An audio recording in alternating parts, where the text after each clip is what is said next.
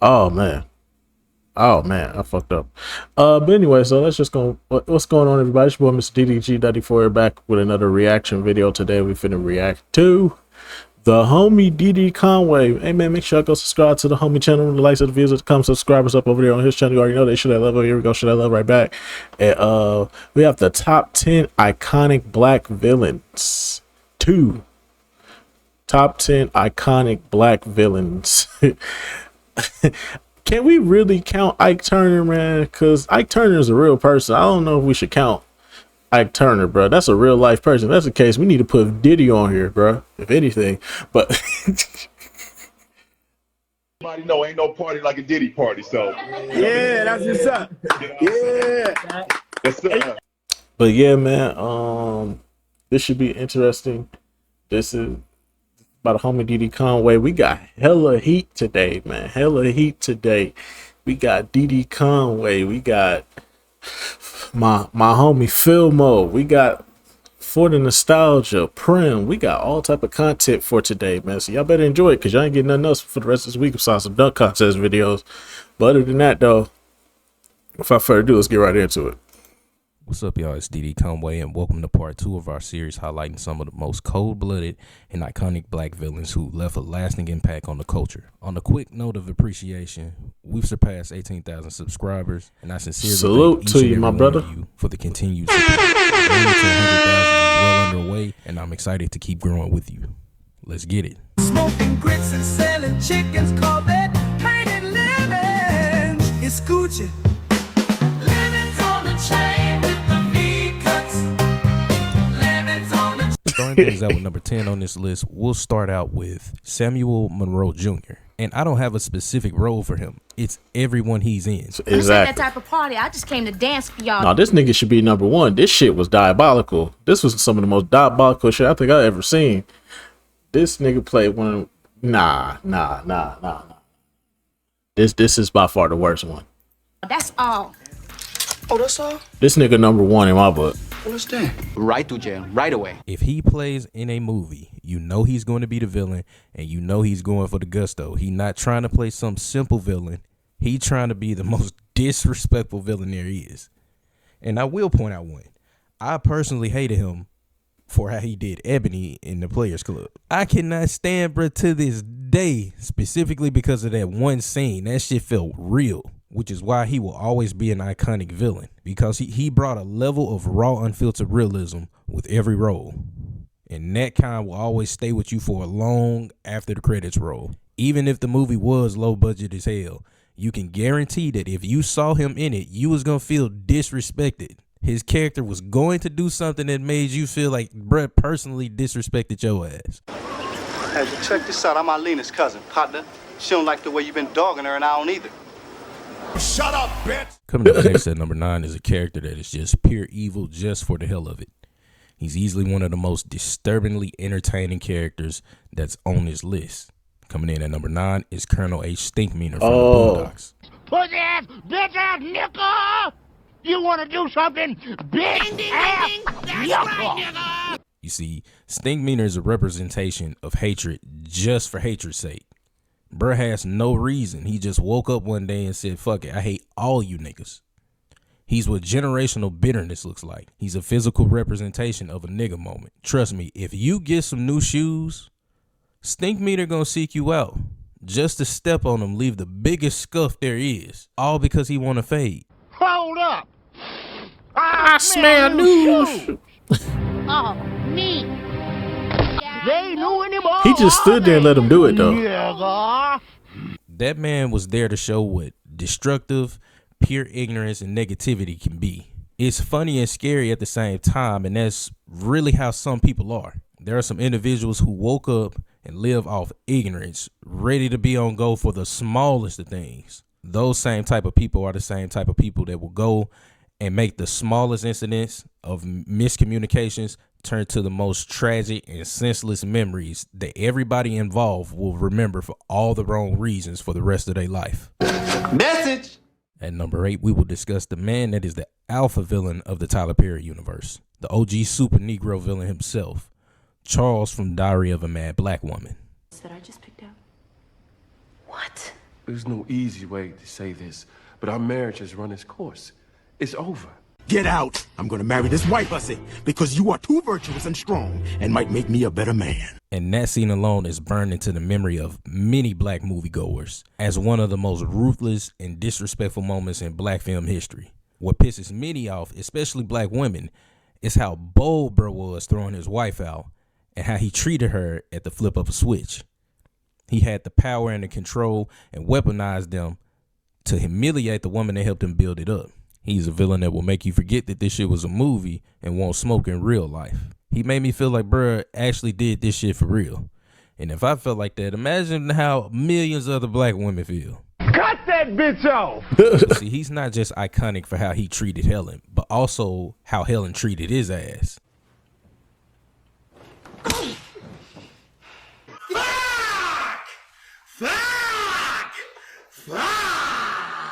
Stupid Helen got that bitch! get back with her loose Newport smoking ass. Stop making those bubbles. Had that man blowing bubbles. Coming in at number 7 is a black villain that I think is truly underrated. One that I don't see enough people discussing when it comes to just black villains. He's one that is underrated. Coming in at number 7 is Victor Sweet from Four Brothers. You know what? He had probably one of the best introductions as a villain, because he came in midway through the movie as the main villain, and the way he displayed his power, his control over his crew, yeah, he definitely a top tier villain, bro. R.I.P. to John Singleton, bro. He did an amazing job with this character right here. You don't pay a hoe to fuck you. You pay her to leave. Let's make it do what it do. Bro, Inbox me. who is this nigga, bro? I be seeing this nigga everywhere now. Who uncle is this, bro? Who granddaddy is this, bro? Ain't no way, bro. Who granddaddy is this, for real? Who granddaddy is this? I've been seeing this nigga everywhere as of recently, bro. It might look like another version of Steve Harvey. Victor Sweet was a true thug that didn't care. He would get your mama gone, and the man's so diabolical, you don't find out who bruh is till like midway in the movie. And rule number 1, don't talk while this man talking.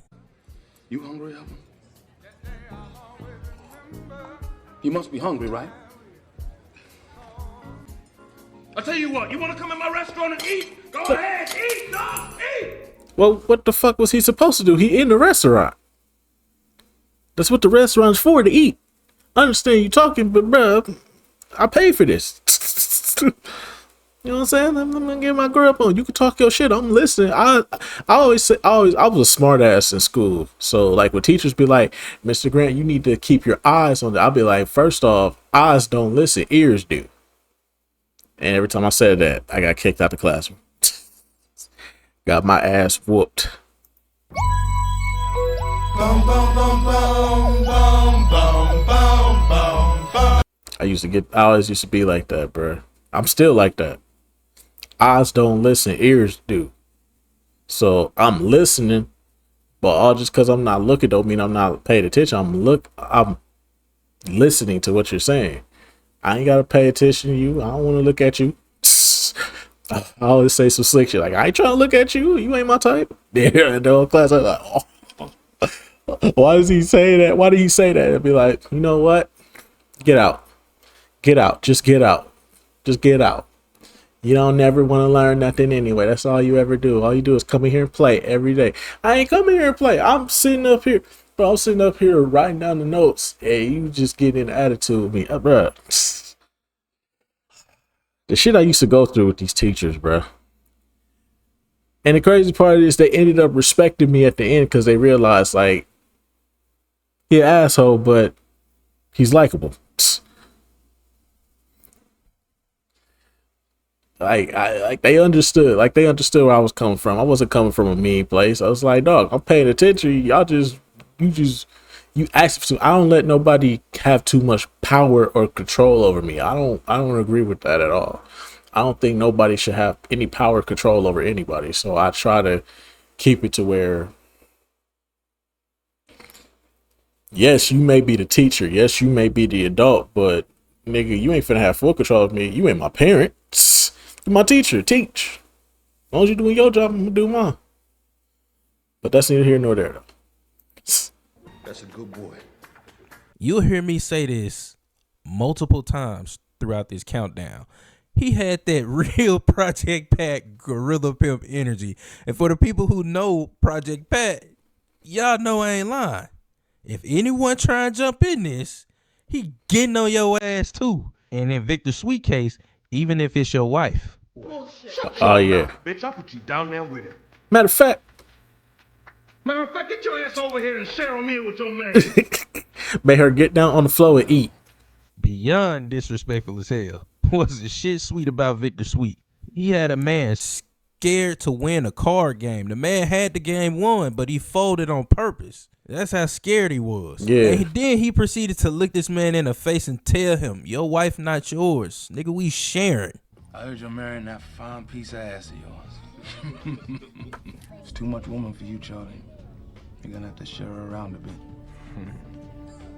He done went too far. Now Lee, shoot his ass right now. Lee, shoot his ass. Victor Exactly. Sweet making grown ass men sit at the kiddie table when he ain't satisfied, talking crazy as hell. Excuse me? Go sit at the kitty table. I ain't finished with you. I ain't finished my hand, so sit. I ain't sitting nowhere. You just got to pop me right then and there, nigga. I'll take that Wasn't bullet. just a gangster. He was the embodiment of calculated cruelty, using fear and control and humiliation as weapons. And that's exactly what makes him a true and unforgettable black villain. We don't talk about him enough at all. This next character was a symbol of the crack era and left a cultural impact that will never be forgotten. Coming in at number 6 is Nino Brown. I don't know. This would be a top 3 villain for me, bro. Nino Brown is a top 3 villain, bro. This nigga put babies out as a shield, bro. This nigga would use babies as a shield, bro. This nigga was diabolical. This nigga was different. I'll buy it. Lines like that left an impact on the culture, specifically with black entertainment. He influenced characters in movies, music, and TV shows. One of my favorite being the episode of Martin. Sit. Lay. Wesley Snipes brought raw intensity to this role. He made Nino Brown feel real, not like a cartoon villain. You hated Nino, but Wesley put on a performance so perfect that you couldn't help but to watch. Wesley's performance elevated the whole New Jack City and turned Nino Brown into a fucking legend. Kareem Akbar. That's right, the educated brother from the bank. He's the real head of the CMB. This bigger than the Nino brains Brown. behind the whole thing. I told you, this thing is bigger than Nino Brown, and I got a list of proof. If I'm going down, I'm taking a whole lot. That's how Diddy gonna be. That's how Diddy gonna be when they start pulling out the heavy evidence on him. When they start pulling out the heavy evidence on him, oh, best believe this gonna be Diddy in a nutshell. They're like, oh, this bigger than Diddy. This bigger than Bad Boy. Oh, this bigger than Bad Boy, baby. Take that. Yeah. Everybody know ain't no party like a Diddy party, so. Yeah, that's what's up. Yeah. I guarantee to you, bro. That's how Diddy gonna be when they start pulling out the heavy evidence. Cut that bitch off. Nino embodied the destruction and greed of the crack cocaine epidemic that devastated black communities in the 1980s and the 90s. He didn't just sell drugs. He took over the neighborhood, displaced families, militarized drug dealing, and he was the face of how drug empires turned neighborhoods into war zones. This next one at number 5, I don't think it'll be shocked that this character is on the list, but I do think it'll maybe be some type of shock where people may be in the comments like, really, number 5 over Nino? And yes, I do feel like number 5 is over Nino, but this is one that I feel like had to make the countdown. Coming in at number 5 is the waffle colored demon himself. The waffle colored demon women will never forgive. It's Michael Elias Bo from the movie Four Color Girls. Oh, this is diabolical. No. You got it on this one, brother. No. This was legit. This nigga was diabolical. He hung them kids out that motherfucking window, nigga. I already told y'all. I was watching this movie while clapping some cheeks. I saw this scene, my whole mood changed. I said, man, I was like, man, why you put that shit on, man? I ain't trying to watch this shit. What type of Tyler Perry ass shit is this, man? I was mad as hell at that lady, dog. I was mad as hell at that lady. I ain't gonna say a girl. She was a lady. She was a little older than me. I was like, what, 24? She was like 39, about to be 40, pushing 40. She baby bad watching this shit, man. I was like, I know he ain't about to he hanging them babies out that goddamn window. What the fuck going on here? Nigga, I immediately just said, nope. I immediately went soft, nigga. I just said, nope, I'm good. He put them babies out that goddamn window. I'm gonna marry you and give you things. This nigga's crazy. No way to sugarcoat it. Buddy was crazy as hell. And he a villain for throwing them kids out the window in front of their mama. I believe the sheer brutality and the coldness of the moment instantly branded him one of the worst and diabolical niggas in black cinema history. For that, I think you have to give Michael Ealy his respect because he played Bo with an unpredictability that made the character hard to look away from. The switch from going from vulnerable to violent was one that probably brought nightmares to many women. And I don't say that in a proud way. I don't even say that to be funny at all. I think that's showing that he's not just a fictional villain. Michael Ealy brought a real nightmare to life for people that have dealt with something like this. And even speaking past the character, I think this character totally changed the course of Michael Ealy's career. Yeah. You're not going to tell me otherwise. How he's seen is probably totally different just because he played this character. And sometimes that's what works against you. I remember my dad telling me one time, sometimes being too good at something actually can work against you. Even seeing a role like this, he played the role so good that now that heartthrob of women loving him because he's the light-skinned man with the eyes, yeah, that shit gone. They looking at him sideways. Not to say that they don't still like him, but I know they looking at him sideways because of this movie. And number 4 brings us one of the most cold-blooded villains on this list. Someone that created so many unintentionally funny moments with one-liners that the black community has made a total mockery out of this shit for years at this point. At number 4 is Lawrence Fishburne as Ike Turner. Bruh. Movie What's Love Got to Do with It? I don't know if we count this. This is a real person though. That's the crazy part though. So I don't know if we can really count this though. I want to feel this motherfucking song through my skin. You got to get up. I want you to get up from way in here. You better put some stink on this motherfucker. You better sing this motherfucker like your life depends on it. You understand me? When he said put some stank on that motherfucker, I was like, damn. That shit made me want to be. He had me feel like I had to get ready to sing some shit. I was like, damn, brother. I was like, I'm trying my best. I was like, wait a minute, this is a goddamn movie. That's what she said. He showed us why Ike was a symbol of everything Tina had to survive.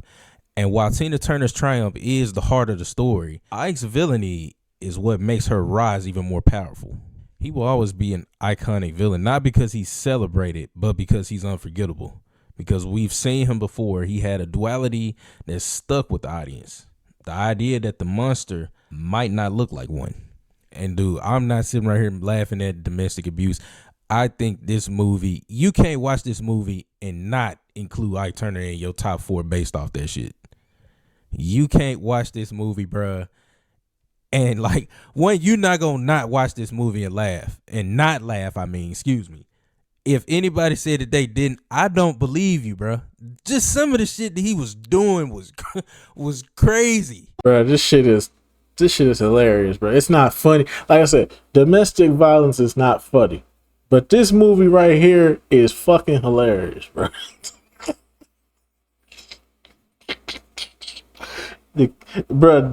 The scene in the dining room, he was trying to eat the cake, everybody eat the cake. And then when they was in the car, at the end, when they was in the car, they were fighting the shit out of each other. Oh yeah, it's not supposed to be funny, but it's funny, bro. They was beating the fuck out of each other, bro. Come on, baby, you gonna make it. God damn, if you don't make it, I'll kill you. This nigga's crazy. How you thought she died, and you tell her if she die, you gonna kill her? Nigga, that's insane. That's another reason. He say he gonna kill her twice. Idiotic shit that he said and did. It's not that it's funny, bro. It's just like, wow, bro. That man really did that crazy ass shit. Number 3 is a character that is pure evil to me. She's one of the more horrifying characters on this list.